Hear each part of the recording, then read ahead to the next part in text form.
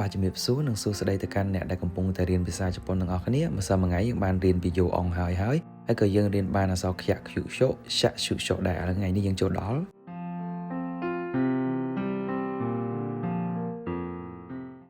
បាទអ្នកទាំងអស់គ្នាខ្ញុំសង្ឃឹមថាអ្នកទាំងអស់គ្នាចាំនៅពាក្យដែលបានបរៀនគឺពាក្យជីសៃតូជីសៃយ៉ាជីសៃយុជីសៃយោដែលយើងហៅថាយោអងអាកាសាតណៈហាម៉ាយ៉ារ៉ាវ៉ាអីចឹងណាហ្នឹងហើយយើងយកជួរទី2យកមកប្រើយើងរៀនម្សិលមិញខ្យាក់ខ្យុខ្យោហើយម្សិលមិញយើងបានរៀនសៀស៊ូសយោហ្នឹងហើយ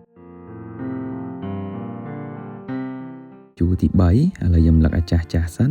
ណានោះខ្ញុំច្រឡំចឹងខ្ញុំដាក់ឲ្យបាំងតិចសិនទៅហ្នឹងហើយអ្នកទាំងអស់គ្នាយើងចូលម្ដងមួយទៀតគឺជីបុកយ៉ាឬក៏ឈីបុកយ៉ាឈីបុកយុឈីបុកយកតើអាហ្នឹងវាអានថាម៉េចហ្នឹងហើយអ្នកទាំងអស់គ្នាអញ្ចឹងថ្ងៃនេះខ្ញុំចង់បរៀនអ្នកទាំងអស់គ្នាពីការអានអញ្ចឹងគឺជីយ៉ាអញ្ចឹងទៅជាចាក់ឬក៏ហ្នឹងហើយសរសេរបានពីររបៀបឬក៏ឆាក់ហ្នឹងហើយអានចាក់ក៏បានឆាក់ក៏បានទៅតាមពាក្យរីឯជីយុគឺដូចគ្នាគឺសរសេរបានពីររបៀបដូចគ្នាជុឬក៏ឈុវាទៅតាមពាក្យដូចគ្នា